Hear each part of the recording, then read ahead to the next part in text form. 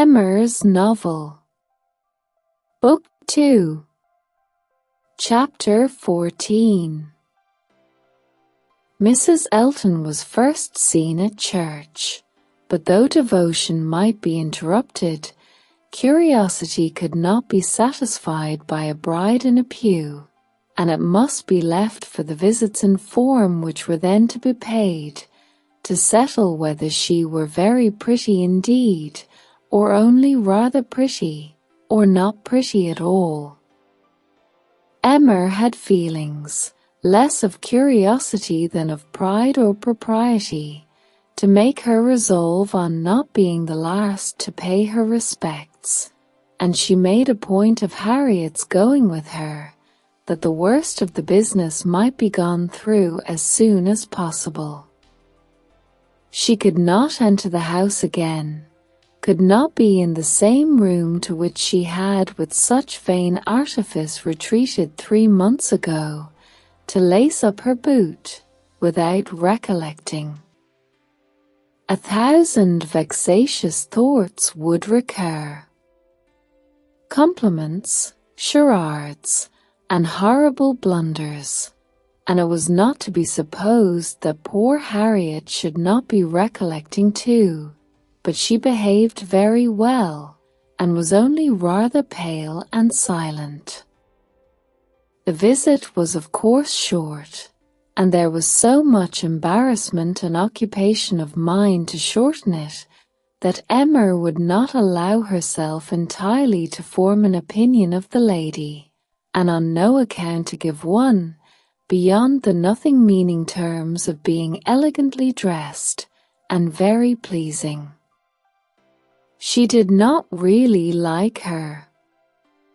She would not be in a hurry to find fault, but she suspected that there was no elegance, ease, but not elegance.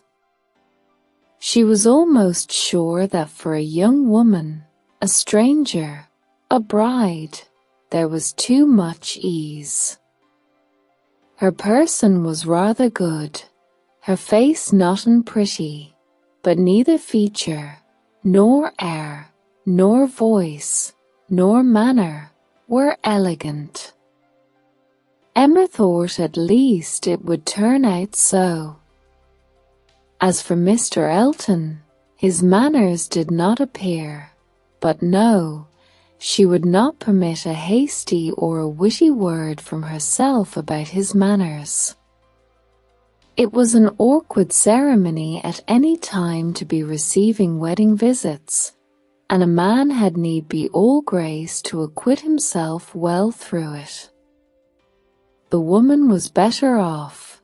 She might have the assistance of fine clothes, and the privilege of bashfulness, but the man had only his own good sense to depend on. And when she considered how peculiarly unlucky poor Mr. Elton was in being in the same room at once with the woman he had just married, the woman he had wanted to marry, and the woman whom he had been expected to marry, she must allow him to have the right to look as little wise, and to be as much affectedly, and as little really easy, as could be. "Well, Miss Woodhouse," said Harriet, when they had quitted the house, and after waiting in vain for her friend to begin, "well, Miss Woodhouse," with a gentle sigh, "what do you think of her? Is not she very charming?" There was a little hesitation in Emmer's answer. "Yes, very. A very pleasing young woman.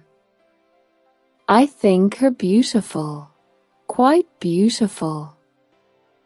Very nicely dressed, indeed, a remarkably elegant gown. I am not at all surprised that he should have fallen in love. No, there is nothing to surprise one at all. A pretty fortune, and she came in his way." "I dare say," returned Harriet, sighing again. I dare say she was very much attached to him. Perhaps she might, but it is not every man's fate to marry the woman who loves him best. Miss Hawkins perhaps wanted a home, and thought this the best offer she was likely to have. Yes, said Harriet earnestly, and well she might. Nobody could ever have a better. Well, I wish them happy with all my heart. And now, Miss Woodhouse, I do not think I shall mind seeing them again. He is just as superior as ever, but being married, you know, it is quite a different thing. No, indeed, Miss Woodhouse, you need not be afraid. I can sit and admire him now without any great misery. To know that he has not thrown himself away is such a comfort. She does seem a charming young woman, just what he deserves. Happy creature! He called her Augusta. How delightful! When the visit was returned, Emma made up her mind.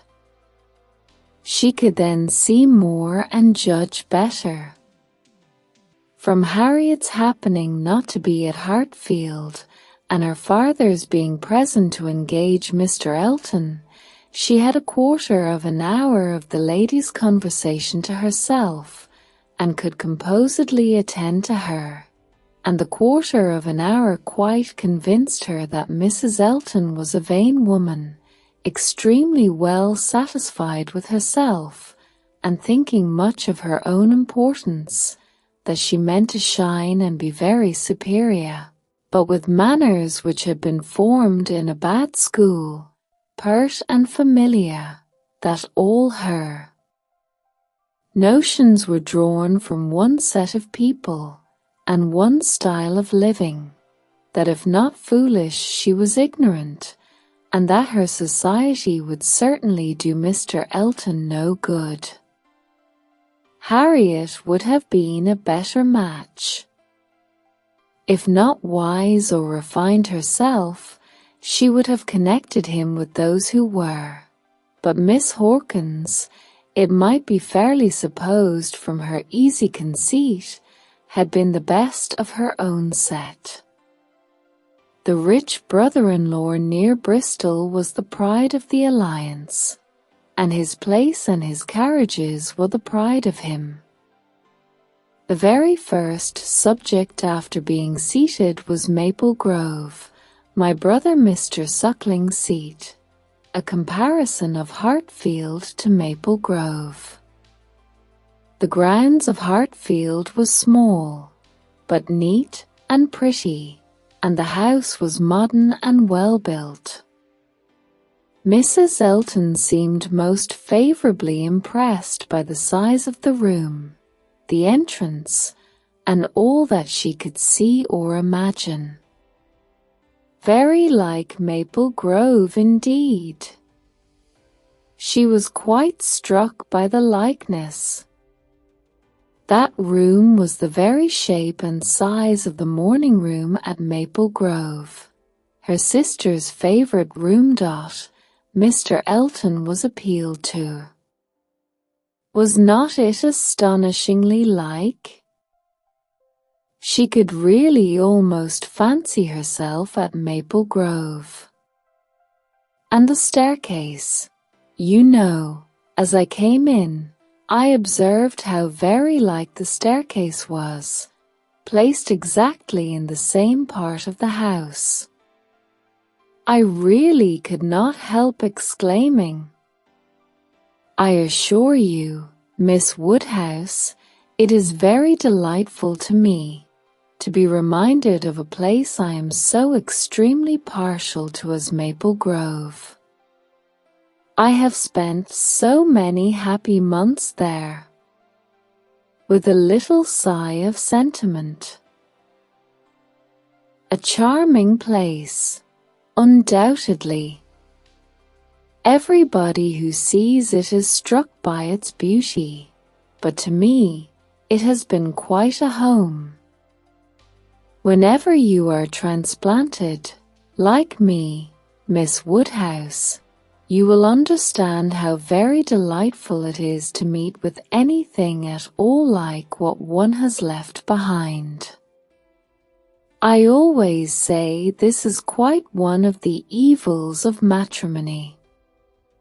Emma made as slight a reply as she could, but it was fully sufficient for Mrs. Elton, who only wanted to be talking herself. So extremely like Maple Grove. And it is not merely the house, the grounds, I assure you, as far as I could observe, are strikingly like. The laurels at Maple Grove are in the same profusion as here, and stand very much in the same way, just across the lawn, and I had a glimpse of a fine large tree, with a bench round it, which put me so exactly in mind. My brother and sister will be enchanted with this place.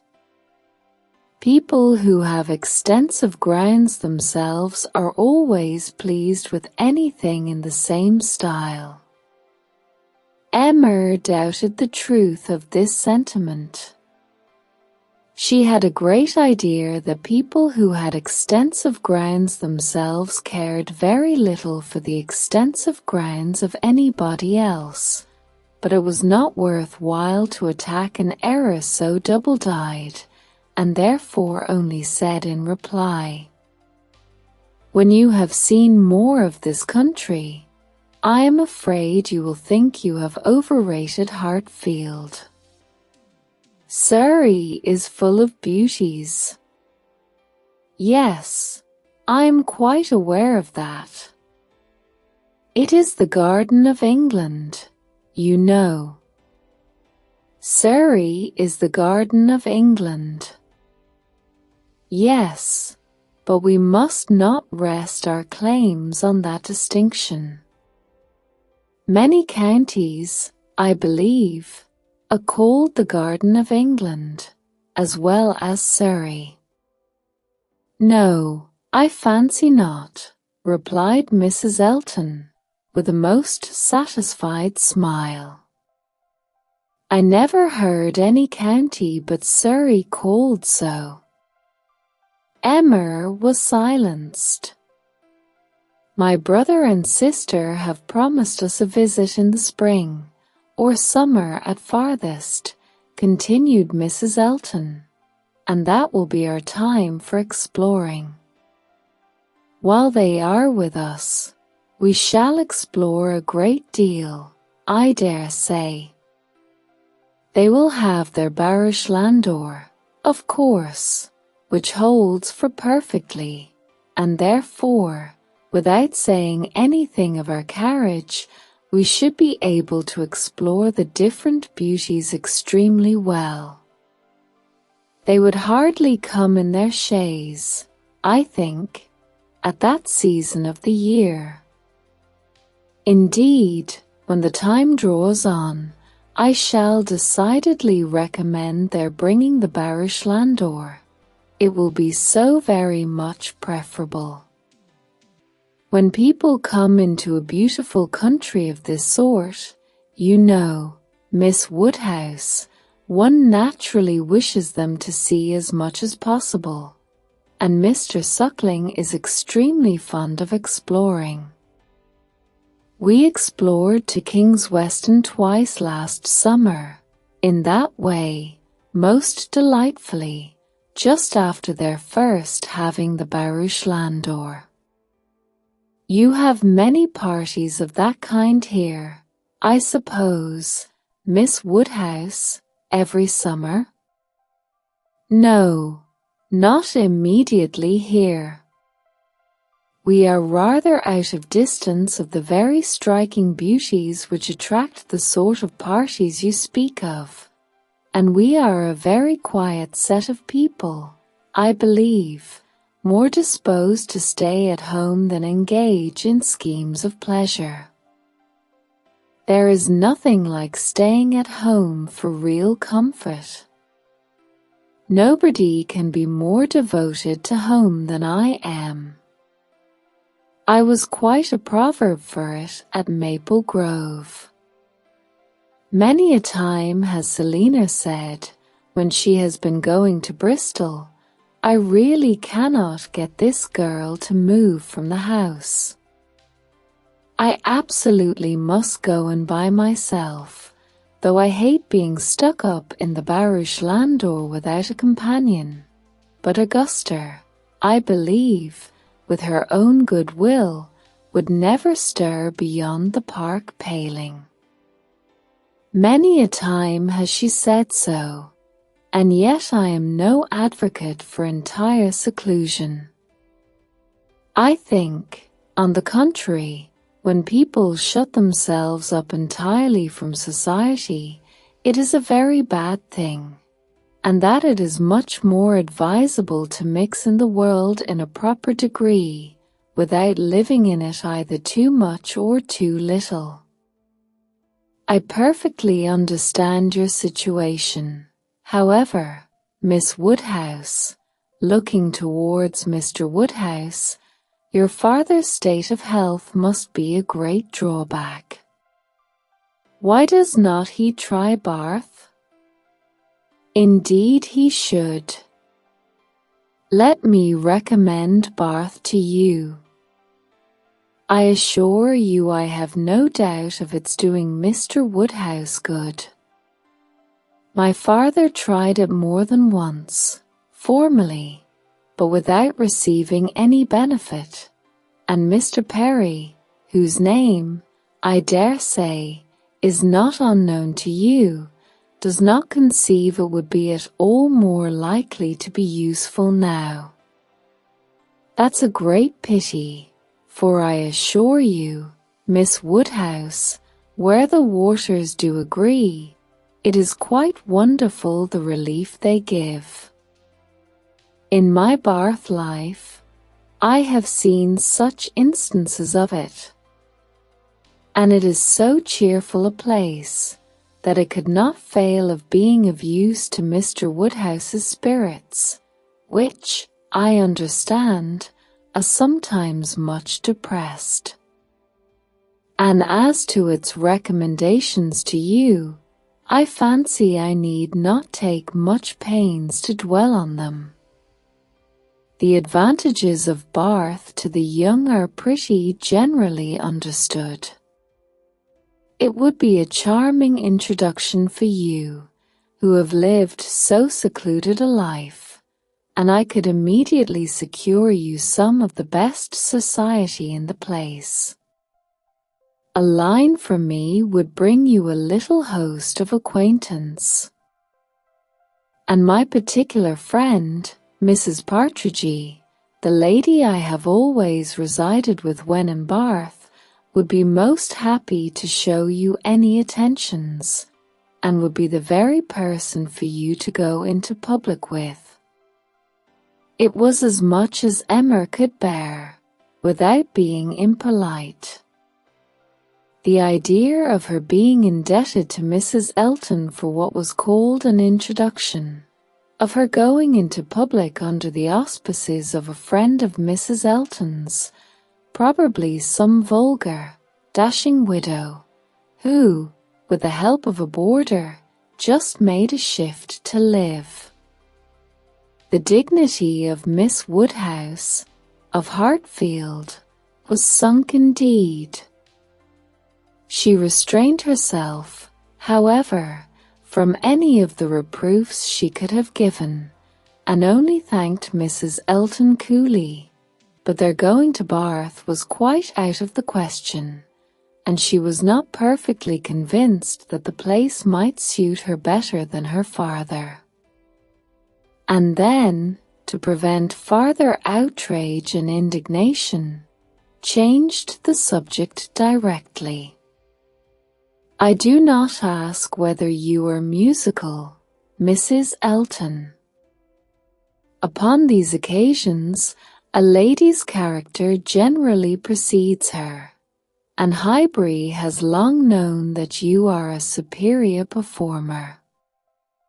No, indeed, I must protest against any such idea. A superior performer. Very far from it, I assure you. Consider from how partial a quarter your information came. I am dotingly fond of music, passionately fond, and my friends say I am not entirely devoid of taste, but as to anything else, upon my honor my performance is mediocre to the last degree. You, Miss Woodhouse, I well know, play delightfully. I assure you it has been the greatest satisfaction, comfort, and delight to me to hear what a musical society I am got into. I absolutely cannot do without music. It is a necessary of life to me, and having always been used to a very musical society, both at Maple Grove and in Bath, it would have been a most serious sacrifice. I honestly said as much to Mr. E. when he was speaking of my future home, and expressing his fears lest the retirement of it should be disagreeable. And the inferiority of the house too, knowing what I had been accustomed to, of course he was not wholly without apprehension. When he was speaking of it in that way, I honestly said that the world I could give up, parties, balls, plays, for I had no fear of retirement. Blessed with so many resources within myself, the world was not necessary to me. I could do very well without it. To those who had no resources it was a different thing, but my resources made me quite independent. And as to smaller-sized rooms than I had been used to, I really could not give it a thought. I hoped I was perfectly equal to any sacrifice of that description. Certainly I had been accustomed to every luxury at Maple Grove, but I did assure him that 2 carriages were not necessary to my happiness, nor were spacious apartments. But, said I, to be quite honest, I do not think I can live without something of a musical society. I condition for nothing else, but without music, life would be a blank to me. We cannot suppose, said Emma, smiling, that Mr. Elton would hesitate to assure you of there being a very musical society in Highbury, and I hope you will not find he has outstepped the truth more than may be pardoned in consideration of the motive. No, indeed, I have no doubts at all on that head. I am delighted to find myself in such a circle. I hope we shall have many sweet little concerts together. I think, Miss Woodhouse, you and I must establish a musical club, and have regular weekly meetings at your house, or ours. Will not it be a good plan? If we exert ourselves, I think we shall not be long in want of allies. Something of that nature would be particularly desirable for me, as an inducement to keep me in practice. For married women, you know, there is a sad story against them, in general. They are but too apt to give up music. But you, who was so extremely fond of it. There can be no danger, surely? I should hope not. But really, when I look around among my acquaintance, I tremble. Selina has entirely given up music, never touches the instrument, though she played sweetly. And the same may be said of Mrs. Jeffreys, Clara Partridge, that was, and of the two Millmans, now Mrs. Bird and Mrs. James Cooper, and of more than I can enumerate. Upon my word, it is enough to put one in a fright. I used to be quite angry with Selina, but really I begin now to comprehend that a married woman has many things to call her attention. I believe I was half an hour this morning shut up with my housekeeper. But everything of that kind, said Emma, will soon be in so regular a train. Well, said Mrs. Elton, laughing, we shall see.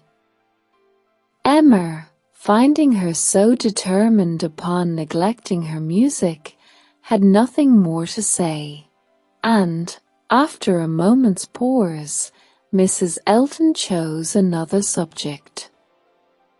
We have been calling at Randalls, said she, and found them both at home, and very pleasant people they seem to be. I like them extremely. Mr. Weston seems an excellent creature, quite a first-rate favourite with me already, I assure you. And she appears so truly good. There is something so motherly and kind-hearted about her, that it wins upon one directly. She was your governess, I think? Emma was almost too much astonished to answer, but Mrs. Elton hardly waited for the affirmative before she went on. Having understood as much, I was rather astonished to find her so very ladylike. But she is really quite the gentlewoman. Mrs. Weston's manners, said Emma, were always particularly good. Their propriety, simplicity, and elegance would make them the safest model for any young woman. And who do you think came in while we were there? Emma was quite at a loss.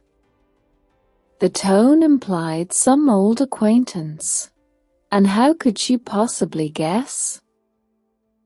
Knightley, continued Mrs. Elton, Knightley himself.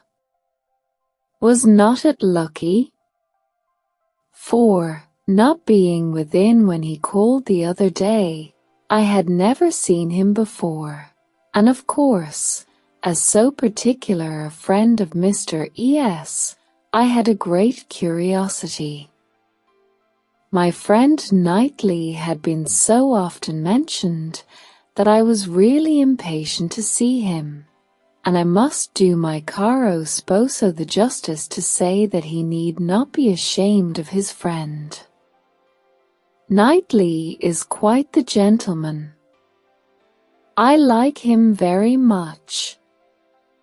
Decidedly, I think, a very gentlemanlike man. Happily, it was now time to be gone. They were off, and Emma could breathe. Insufferable woman, was her immediate exclamation. Worse than I had supposed. Absolutely insufferable. Knightley. I could not have believed it. Knightley. Never seen him in her life before, and call him Knightley. and discover that he is a gentleman. A little upstart, vulgar being, with her Mr. E, and her caro sposo, and her resources, and all her airs of pert pretension and underbred finery. Actually to discover that Mr. Knightley is a gentleman. I doubt whether he will return the compliment, and discover her to be a lady. I could not have believed it. And to propose that she and I should unite to form a musical club. One would fancy we were bosom friends. And Mrs. Weston, astonished that the person who had brought me up should be a gentlewoman. Worse and worse. I never met with her equal. Much beyond my hopes. Harriet is disgraced by any comparison. What would Frank Churchill have said to her? I am here. How angry he would have been, and how amused, all at once. There I go, thinking of him instantly. He's always the very first person to cross my mind. How often I catch myself doing just that. Frank Churchill comes to mind with a truly astonishing regularity. All this ran so glibly through her thoughts, that by the time her father had arranged himself, after the bustle of the Eltons' departure, and was ready to speak, she was very tolerably capable of attending. Well, my dear, he deliberately began, considering we never saw her before, she seems a very pretty sort of young lady, and I dare say she was very much pleased with you. She speaks a little too quick. A little quickness of voice there is which rather hurts the ear. But I believe I am nice. I do not like strange voices, and nobody speaks like you and poor Miss Taylor. However, she seems a very obliging, pretty-behaved young lady, and no doubt will make him a very good wife. Though I think he had better not have married. I made the best excuses I could for not having been able to wait on him and Mrs. Elton on this happy occasion. I said that I hoped I should in the course of the summer. But I ought to have gone before. Not to wait upon a bride is very remiss. It shows what a sad invalid I am. But I do not like the corner into Vicarage Lane. I dare say your apologies were accepted, sir. Mr. Elton knows you. Yes, but a young lady, a bride. I ought to have paid my respects to her if possible. It was being very deficient. But, my dear Pupper, you are no friend to matrimony, and therefore why should you be so anxious to pay your respects to a bride? It ought to be no recommendation to you. It is encouraging people to marry if you make so much of them. No, my dear, I never encouraged anybody to marry, but I would always wish to pay every proper attention to a lady, and a bride, especially, is never to be neglected. More is avowedly due to her. A bride, you know, my dear, is always the first in company, let the others be who they may. Well, Pupper, If this is not encouragement to marry, I do not know what is. And I should never have expected you to be lending your sanction to such vanities for poor young ladies. My dear, you do not understand me. This is a matter of mere common politeness and good breeding, and has nothing to do with any encouragement to people to marry. Emma had done. Her father was growing nervous, and could not understand her. Her mind returned to Mrs. Elton's offences, and long, very long, did they occupy her.